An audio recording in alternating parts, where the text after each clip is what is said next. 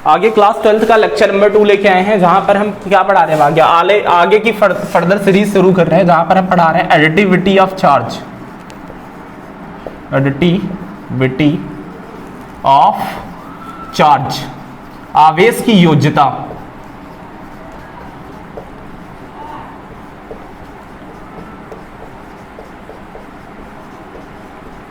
तो मानो कि हमारे पास कोई सिस्टम है, अब इस सिस्टम पे कितना चार्ज है, ये सिस्टम कैसा चार्ज है, पॉजिटिवली चार्ज सिस्टम है या फिर नेगेटिवली चार्ज सिस्टम है, तो इस चीज को बताने के लिए हमें एडिटिविटी ऑफ चार्जेस का आना बहुत जरूरी है। मान लो कि ये हमारा सिस्टम है, इस सिस्टम में मान लो कि हम यहां पे डिनोटेशन कर रहे हैं, जितने भी पॉजिटिव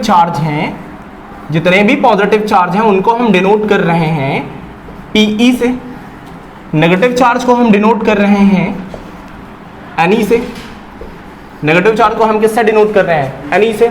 अगर हम इस सिस्टम पे मान लो यहां पर पॉजिटिव चार्ज और नेगेटिव चार्ज दोनों हैं, अब इस सिस्टम पे हम नेट चार्ज निकालना चाहते हैं Q नेट, देन अब जो ये नेगेटिव चार्ज है क्या है, Ne है, अब दोनों चार्ज का एडिशन लेना पड़ेगा, देन हम क्या कर सकते हैं Pe प्लस Ne,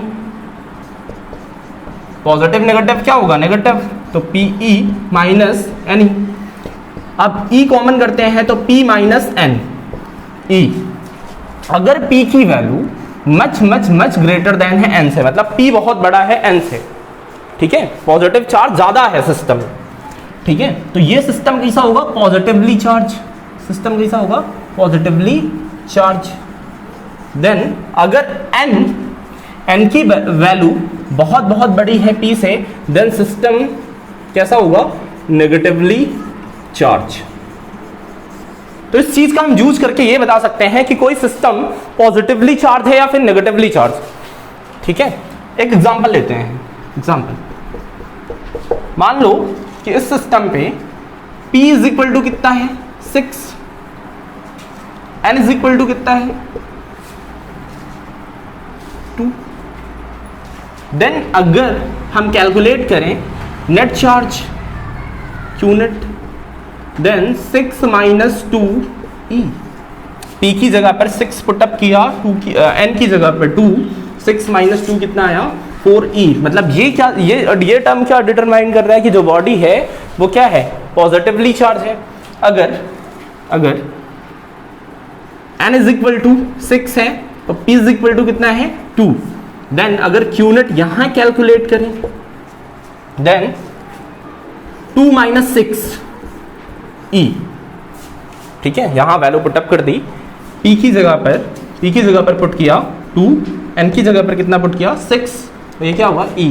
जो बॉडी निकली, अब यहां से 6 में से 2 चले गए, मतलब निकल गए, अब क्या जो सिस्टम आया वो क्या हुआ, नेगेटिवली चार्ज, माइनस का 4E, तो ये जो बॉडी है ये क्या हुआ, ये बॉडी है नेगेटिवली चार्ज। तो इस एडिटिविटी का हम यूज करके हम ये बता सकते हैं कि जो ये सिस्टम है तो सिस्टम कैसा चार्ज है, पॉजिटिवली चार्ज है या फिर नेगेटिवली चार्ज। तो इस तरह के सिस्टम को कैलकुलेट करने के लिए, मतलब कि सिस्टम में चार्ज कितना है, हम एडिटिविटी ऑफ चार्जेस का यूज करते हैं। चलिए आगे बिठा देते हैं आपको।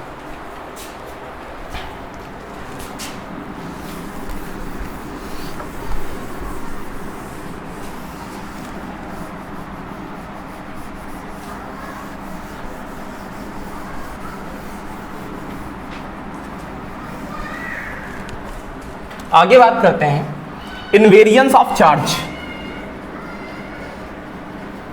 Invariance of charge.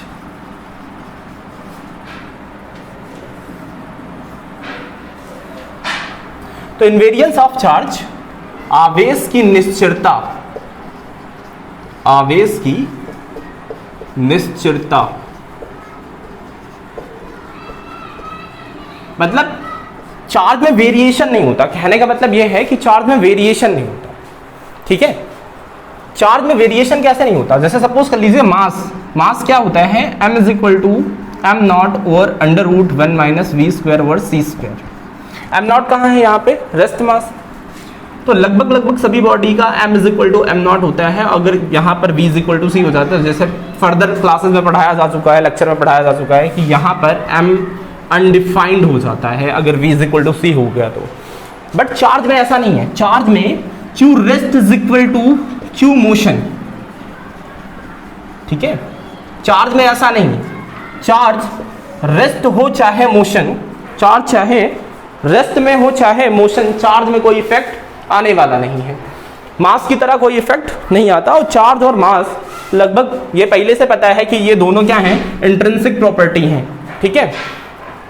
छप गया, चलो देखो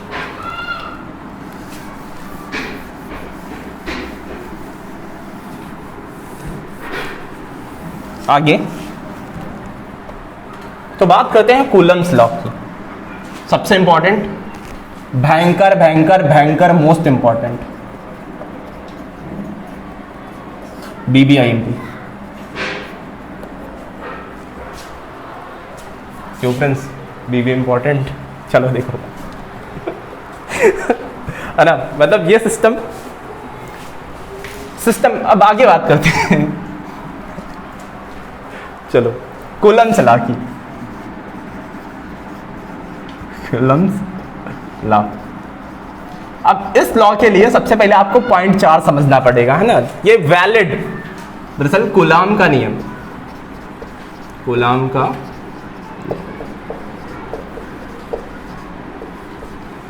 तो सबसे पहले आपको पॉइंट 4 समझना पड़ेगा। पॉइंट चार्ज क्या होते हैं? अच्छा, पॉइंट चार्ज की कोई फिक्स डेफिनेशन नहीं। पॉइंट चार्ज क्या है? जब किसी चीज को आप देखो, जरूरी नहीं है पॉइंट चार्ज छोटा सा हो, ठीक है। सबसे पहले हम किसकी बात कर रहे हैं? पॉइंट चार्ज की।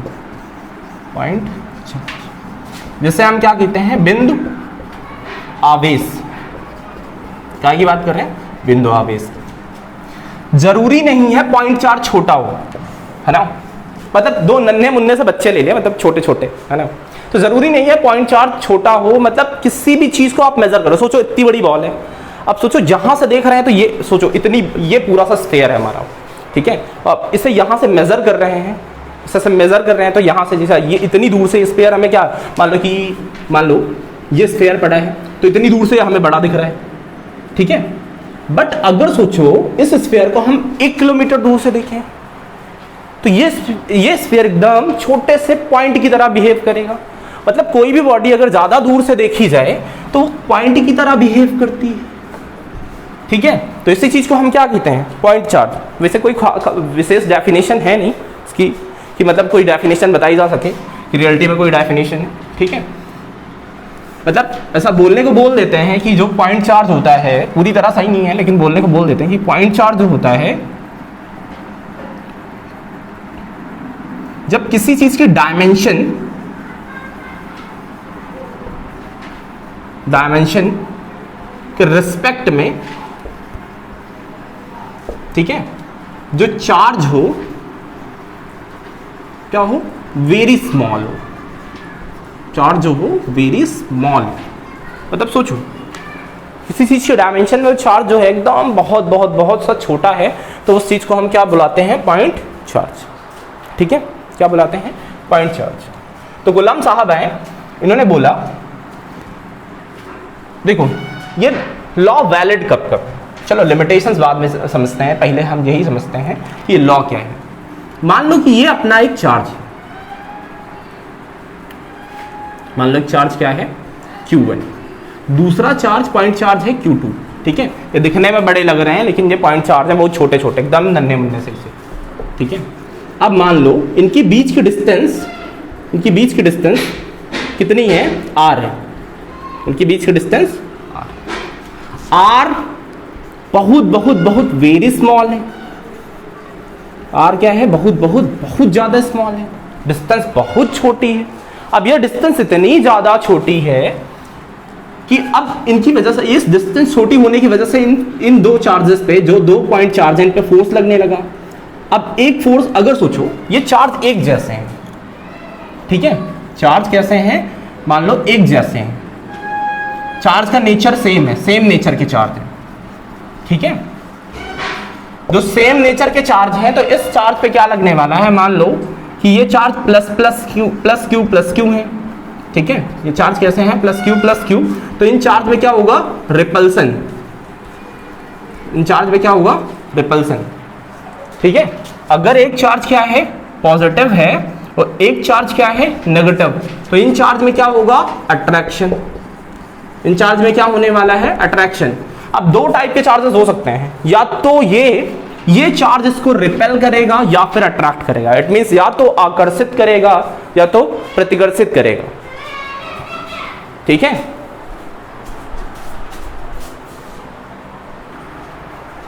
हाँ, तो आगे हम इस सिस्टम पे बात करना शुरू कर रहे हैं। तो ये जो पहला चार्ज है दूसरे चार्ज पर फोर्स लगाएगा, दूसरा चार्ज पहले चार्ज पर फोर्स लगाएगा। मतलब ये फोर्स कैसा हो सकता है, या तो अट्रैक्शन नेचर का होगा या तो रिपल्सन नेचर का होगा।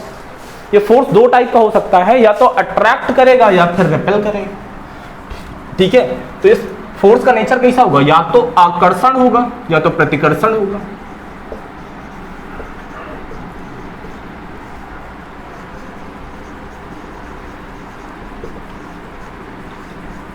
ठीक है, एक चीज याद रखना कि जो रिपल्सन या फिर अट्रैक्शन होगा, मान लो ये बॉडी, इसको ये बॉडी बहुत कम किताबों में लिखा रहता है, लेकिन अगर सोचो ये बॉडी क्या है कि जैसे मान लो ये एक चार्ज है दूसरा ये चार्ज है। ठीक है, तो ये फोर्स कहां लगाएंगे, किस डायरेक्शन में लगाएंगे, जो लाइन इन दोनों चार्ज को ज्वाइन कर रही है, मान लो जो लाइन इन दोनों चार्ज को ज्वाइन कर रही है उनके बीच में ये एक फोर्स इस डायरेक्शन में लगाएंगे, एक फोर्स इस डायरेक्शन में लगाएंगे, या फिर दोनों एक दूसरे को खींच रहे होंगे। ठीक है, अब भाई साहब ये चार्ज इधर भी तो जा सकता था, इधर भी तो जा सकता था, मतलब ये फोर्स इस पे इस डायरेक्शन में लगा सकता था, इस डायरेक्शन में, इस डायरेक्शन में, इस डायरेक्शन में, कहीं भी लगा सकता था। लेकिन नहीं, फोर्स वहीं लगेगी ना जहां पर इन दोनों पॉइंट चार्जेस के सेंटर ज्वाइंट हो रहे हैं। ठीक है, जहां सेंटर ज्वाइंट हो रहे हैं फोर्स वहीं लगेगा। ठीक है, मतलब सेंटर ऑफ मास समझ सकते हैं ऐसा, कि सेंटर ऑफ मास की तरफ इशारा किया जा रहा है कि मतलब जो फोर्स लगेगा वो ऐसा लगेगा, स्पैंड होकर। ठीक है, तो गॉस अंकल ने क्या कहा कि जो चार्ज होगा, मतलब जो दो पॉइंट पे या तो जो चार्ज होगा वो या तो अट्रैक्शन नेचर का होगा या फिर रिपल्सन नेचर का होगा, या तो आकर्षण प्रकृति का होगा या प्रतिकर्षण प्रकृति का होगा। ठीक है, तो उन्होंने बोला, लॉ दिया F is equal to F proportional Q1 Q2 by are square. इसी चीज को हम वेरिएट करके लिख देते हैं, F is equal to K Q1 Q2 by are square. ठीक है, तो अगर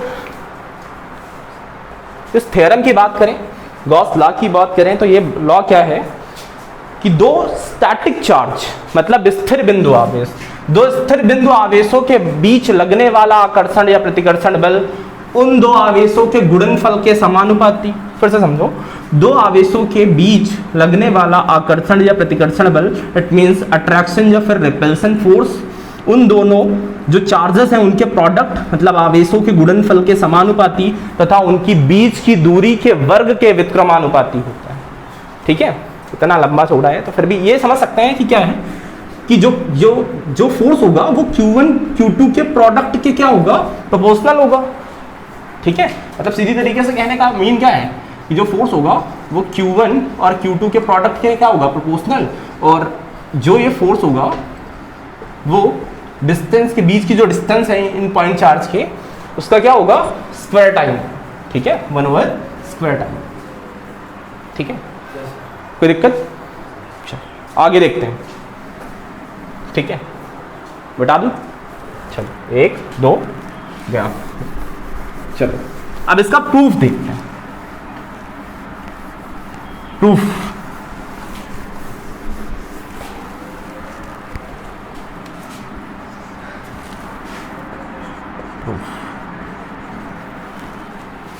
तो माना कि दो पॉइंट चार्ज है। ठीक है, अभी लिमिटेशंस देखेंगे बाद में, पहले माना कि दो पॉइंट चार्ज है, इनके बीच की डिस्टेंस कितनी है, r है। पहला चार्ज हमने माना Q1, दूसरा चार्ज क्या हुआ, Q। अब इनके बीच में कुछ फोर्स लग रही है। ठीक है, अभी हम वेक्टर फॉर्मेशन नहीं देख रहे हैं, वेक्टर फॉर्म है। अच्छा ठीक है, अगर वेक्टर फॉर्म में देखते तो एक फोर्स इधर लगती, ठीक है, मान लो, ठीक है, एक फोर्स इधर लगती, दोनों फोर्स अपोजिट डायरेक्शन में लगते हैं। ठीक है, ये इस पे फोर्स लगा रहा है, ये इस पे फोर्स लगा रहा है। चलो प्रूफ देख, तो माना लेट अस कंसीडर कंसीडर, माना Q1 and Q2 are 2 point charge,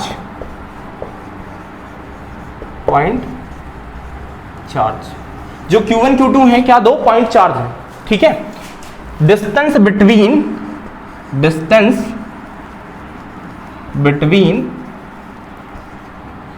Q1 and Q2 be r, मतलब इनके बीच की डिस्टेंस कितनी है, आर।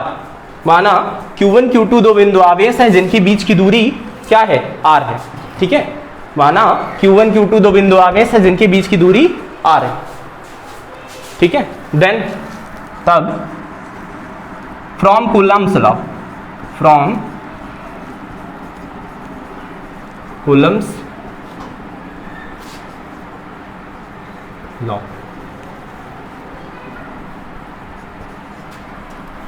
तो F प्रोपोर्शनल होगा Q1 Q2, फिर F इनवर्सली प्रोपोर्शनल होगा 1/r स्क्वायर।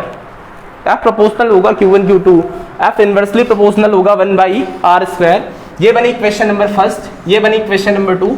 दोनों इक्वेशन को एक साथ मैच कर देते हैं, तो from equation 1 and 2, from equation 1 and 2 match करते हैं, तो F is equal to proportional Q1 Q2 over r square. Proportionality का साइन हटाएंगे तो एक कांस्टेंट आएगा K, तो F is equal to K times Q1 Q2 by are square, ठीक है। जो K है, K को हम बोलते हैं permittivity of free space, permittivity of free space, निरपेक्ष की वैद्युतशीलता, क्या बोलते हैं, निरपेक्ष की वैद्युतशीलता।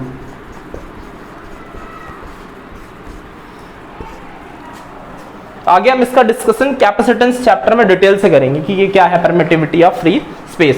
इसकी वैल्यू इन्होंने कैलकुलेट करके बताई कि K की वैल्यू जो होगी वो होगी 1/4πε0, और इसकी न्यूमेरिक वैल्यू होगी, जो न्यूमेरिकल में यूज करेंगे, न्यूमेरिक वैल्यू 9 × 10⁹। अब यूनिट निकालने K की यूनिट क्या होगी, तो यूनिट होगी न्यूटन मीटर स्क्वायर पर कूलम स्क्वायर, ठीक है। यूनिट कैसे निकालेंगे, K की यूनिट देखें तो हम क्या हो जाएगा, F R square over Q1 Q2।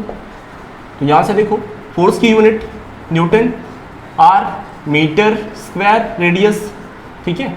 और ये चार्ज क्या, coulomb square, coulomb into coulomb, coulomb square, क्या हुआ, newton into metre coulomb square. ये इसकी न्यूमेरिक वैल्यू हुई। तो इस सीधा हम इस लॉ को क्या लिख सकते हैं, F is equal to 1/4πε0 Q1 into Q2 by are square, ठीक है। कोई डाउट, आगे बढ़ते हैं, ठीक है। तो अब बात करते हैं कि कूलम्स लॉ की लिमिटेशंस क्या हैं, कहां लगा सकते हैं, कहां नहीं लगा सकते हैं, सीमाएं क्या हैं। कूलम्स लॉ की लिमिटेशंस देख रहे हैं।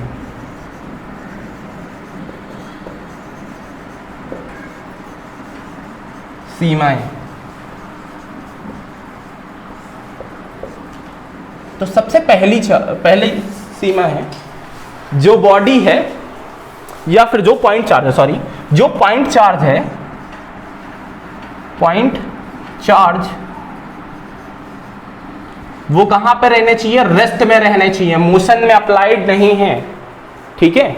अगर ये जो पॉइंट चार्ज हैं, अगर ये जो पॉइंट चार्ज हैं ये मोशन में है, मोशन में, तो नॉट अप्लाइड, एक सबसे इंपॉर्टेंट बात जो हर जगह लगभग मिस रहती है, ठीक है, कि जो पॉइंट चार्ज है यहां पर अगर एक भी स्टैटिक है, अगर कोई भी जो पॉइंट चार्ज है एक भी स्टैटिक है, तब कूलम्स लॉ वैलिड है, ठीक है। एक रेस्ट में है और एक रेस्ट में नहीं है तब वैलिड है, बट अगर दोनों मोशन में है तब वैलिड नहीं, ठीक है। ये तब वैलिड नहीं है जब बोथ आर मोशन, जब दोनों मोशन में है तब ये वैलिड नहीं है। बट अगर एक क्या है, एक मोशन में है, अगर वन मोशन में है, वन चार्ज क्या है मोशन में, एक चार्ज है मोशन में, एक रेस्ट पे, ठीक है, अनदर क्या है रेस्ट पे, देन तब ये वैलिड है, तब इसे हम लगा सकते हैं, ठीक है। मतलब कब लगा सकते हैं, या तो दोनों चार्ज रेस्ट पे हो या फिर एक रेस्ट पे हो कम से कम, ठीक है। अगर दोनों मोशन में है तब कूलम्स लॉ वैलिड नहीं है, अगर दोनों मोशन में, दोनों पॉइंट चार्ज अगर मोशन में है तो कूलम्स लॉ वैलिड ही नहीं, ठीक है। या तो एक अगर एक रेस्ट पे है दूसरा एक मोशन में है तब वैलिड है, ठीक है। तो ये रही कूलम्स लॉ की लिमिटेशंस। अब हम देखते हैं कि कूलम्स लॉ और ग्रेविटेशनल लॉ में सिमिलरिटी एंड नॉन सिमिलरिटी क्या है, ठीक है। तो हम बात करते हैं सिमिलरिटी बिटवीन कूलम्स लॉ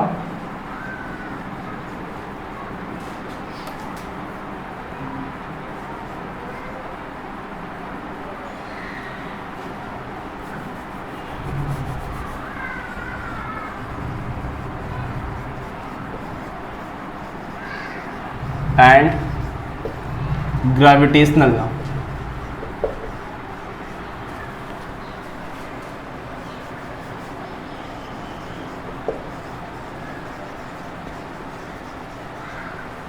ठीक है, तो इधर बात कर रहे हैं कूलम्स लॉ की, इधर बात कर रहे हैं ग्रेविटेशनल लॉ की, ग्रेविटेशनल लॉ। दोनों को जरा ध्यान से देखो। यहां का फॉर्मूला क्या है, F is equal to K times Q1 Q2 over R square. यहां का फॉर्मूला क्या है, F is equal to G ME या फिर M1 M2 over R square. मतलब दोनों के दोनों लॉज जो हैं, दोनों के दोनों लॉज जो हैं व्युत्क्रम वर्ग के नियम का पालन करते हैं, ठीक है। मतलब दोनों के दोनों लॉज जो हैं व्युत्क्रम वर्ग के नियम का पालन करते हैं। यहां पर हम समानताएं देख रहे हैं, कूलम्स नियम की समानताएं, सिमिलरिटी क्या देख रहे हैं, समानताएं, ठीक है। क्या क्या सिमिलरिटीज हैं, तो दोनों व्युत्क्रम वर्ग के नियम का पालन करते हैं। दूसरी चीज,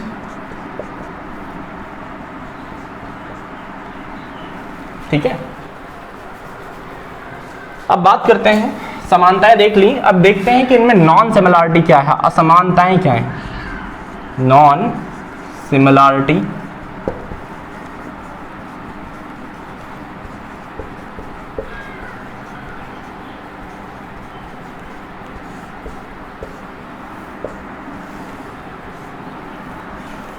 तो असमानताएं क्या हैं। सबसे पहली बात है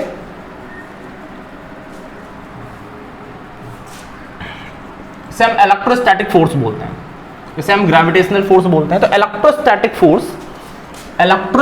force is much greater than gravitational force, ये से कहीं ज्यादा होता है।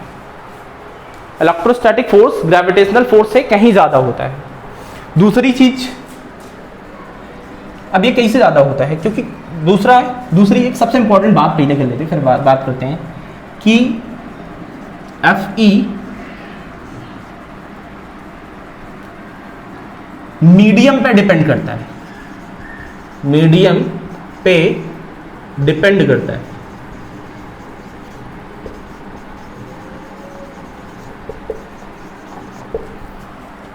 बट ग्रेविटेशनल फोर्स मीडियम पे डिपेंड नहीं करता, मीडियम पे दरअसल इंडिपेंडेंट,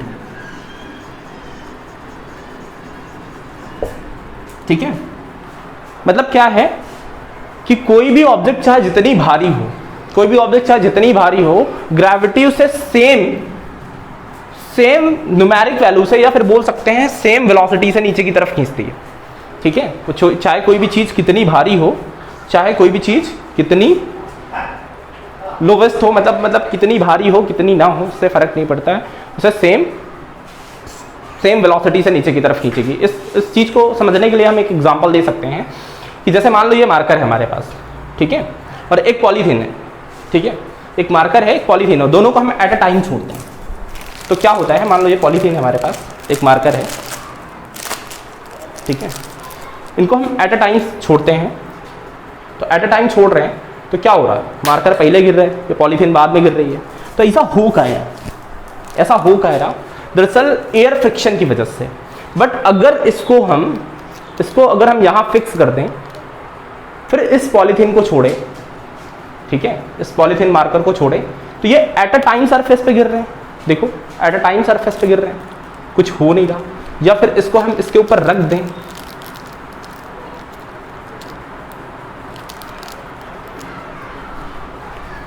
ठीक है, इस चीज को हम यहाँ फिक्स कर देते हैं तो एट अ टाइम सरफेस पे गिर रहा है। ऐसा क्यों हो रहा है?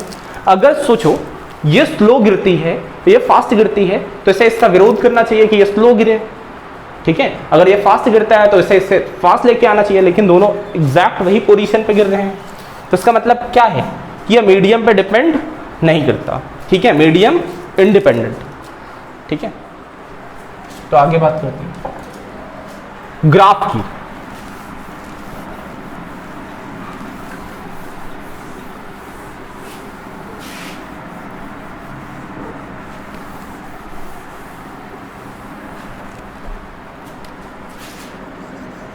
Graph for Coulomb's law, Coulomb के लिए नियम के लिए ग्राफ। अब ग्राफ क्या है, तो यहां पर हम डिनोट कर रहे हैं फोर्स को, यहां पर डिनोट कर रहे हैं आर को। तो जो ग्राफ होगा कुछ ऐसा होगा, ठीक है, जो ग्राफ होगा कुछ ऐसा होगा। अगर हम क्या करें, डिस्टेंस को 2 टाइम्स कर दें, डिस्टेंस को 2 टाइम कर दें, तो जो फोर्स होगा F is equal to 1/r²। यहां पर जो फोर्स होगा F प्रोपोर्शनल 1/r²। तो जो फोर्स होगा, फोर्स पे क्या इफेक्ट पड़ने वाला है, जो फोर्स है, अगर इस फोर्स को हम देखें तो F इज इक्वल टू कितना होता है, F इज इक्वल टू होता है K times Q1 Q2 over r²।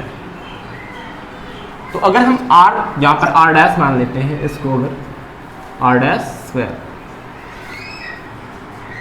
यहाँ पर F is equal to given है हमारे पास, देन अगर यहाँ पर हम वैल्यू पुटअप करते हैं r dash is equal to 2r,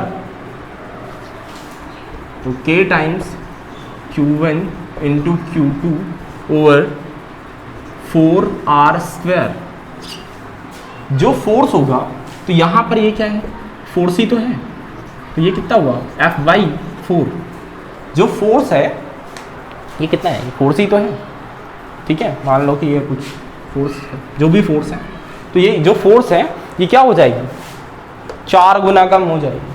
force क्या होगी, 4 गुना कम हो जाएगी। अगर हम रेडियस को क्या करते हैं, मतलब जो डिस्टेंस है बीच की, r dash is equal to कितना करते हैं, r/2, तो जो फोर्स होगी ना वो 4 टाइम बढ़ जाएगी, जो फोर्स होगी वो 4 टाइम इंक्रीज हो जाएगी, ठीक है। तो कई बार इसे डायरेक्ट क्वेश्चन कर लिया जाता है कि अगर बीच की दूरी को आधा कर दिया जाए, 2 पॉइंट चार्ज के बीच की दूरी को आधा कर दिया जाए तब क्या होगा, ठीक है, या फिर बीच की दूरी बढ़ा दी जाए तब क्या होगा। तो यहाँ पर रख के पुटअप करके निकाल सकते हैं, ठीक है, कोई डाउट? चलो आगे बात करते हैं।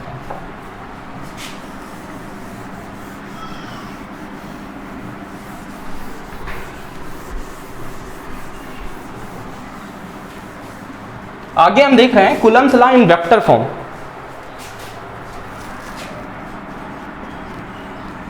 Coulomb's law in vector form.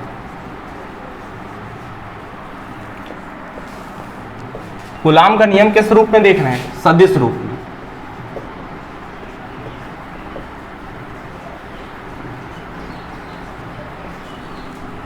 ठीक है, तो ये मान लो ये अपना एक पॉइंट चार्ज है, ये दूसरा पॉइंट चार्ज है, इनकी बीच की डिस्टेंस कितनी है? r।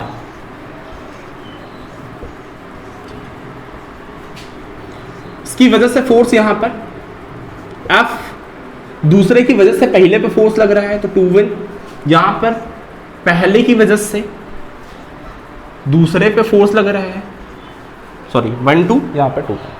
ठीक है, फाइनल माइनस इनिशियल। ठीक है, तो यहां फोर्स की बात कर रहे हैं, तो ये फोर्स कहां लगेगी? जहां पर ये इन दोनों के सेंटर की लाइन ज्वाइन हो रही है। ठीक है, अलग अलग डायरेक्शन में नहीं लगने वाली, ये पहले बता चुके हैं कि जो फोर्स लगने वाली है वो कहां, जहां से इनके सेंटर ज्वाइन हो रहे हैं, और कहीं ये फोर्स नहीं लगने वाली। तो अगर हम इधर वाली फोर्स को कैलकुलेट करें तो F इज इक्वल टू क्या होगा? F 1 2 कैलकुलेट करें तो K टाइम्स यहां पर ये चार्ज कितना है? Q1, ये चार्ज कितना है? Q2, K times Q1 Q2 over R modulus R। ठीक है, चलो अब यूनिट वेक्टर की बात करें तो यहां यूनिट वेक्टर क्या होगा? इस चीज को फाइनल माइनस इनिशियल कर लेते हैं। ठीक है, तो ये कितना हो जाएगा? फाइनल माइनस इनिशियल से R1 माइनस R2 का यूनिट वेक्टर। अब यूनिट वेक्टर कैसे निकालते हैं? तो यूनिट वेक्टर के लिए तरीका क्या है? किसी भी चीज का यूनिट वेक्टर क्या होता है? मान लो unit vector n is equal to vector n over modulus of n। ठीक है, तो अगर किसी भी चीज को यूनिट वेक्टर निकालना तो इसे निकालते हैं। तो अब देखो जरा, k times Q1 Q2 by mod R unit vector, ये कितना है? R1 vector minus R2 vector over modulus of R1 vector minus R2 vector. अब इसको हम क्या लिख सकते हैं? इसको हम लिख सकते हैं R is equal to R1 minus R2, R1 vector minus R2 vector का स्क्वायर। तो ये कितना होगा? K times Q1 Q2 over ये वाला टर्म कितना हो जाए? R1 minus R2 vector into R1 vector minus R2 vector over R1 vector minus R2 vector. ये मॉडुलस मॉडुलस ये स्क्वायर, ये क्या बना देगा? क्यूब। तो ये होगा K times Q1 into Q2 over modulus of R1 vector minus R2 vector का whole cube into R1 vector minus R2 vector minus R2 vector. ये हमारी काहे की वैल्यू आई? F12 की। ठीक है, अब हम बात करते हैं कि F21 क्या होगा हमारा। ठीक है, देख रहे हैं कि सिमिलरली अगर हम F21 लिखना चाहें तो F21 को हम क्या लिख सकते हैं? Similarly K times Q1 Q2 over R2 minus R1 vector का क्यूब, यहाँ कितना हो जाएगा? R2 vector minus R1 vector.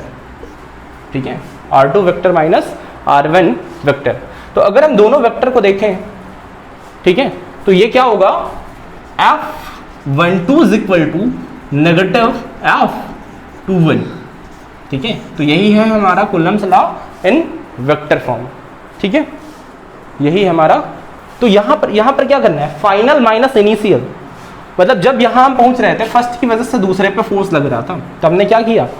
R2 minus R1। अगर फिर भी समझ में नहीं आ रहा तो इधर देखिए,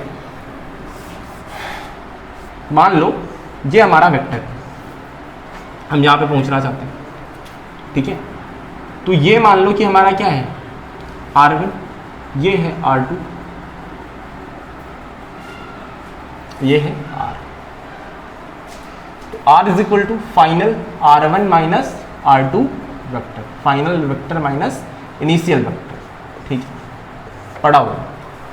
तो यही यहाँ हुआ है, ये क्या है वेक्टर फॉर्म। तो आगे का लेक्चर हम यहीं से ख़त्म करते हैं, फिर आगे की सीरीज़ में आपको आगे के वीडियोस प्रोवाइड किए जाएंगे। Thank you.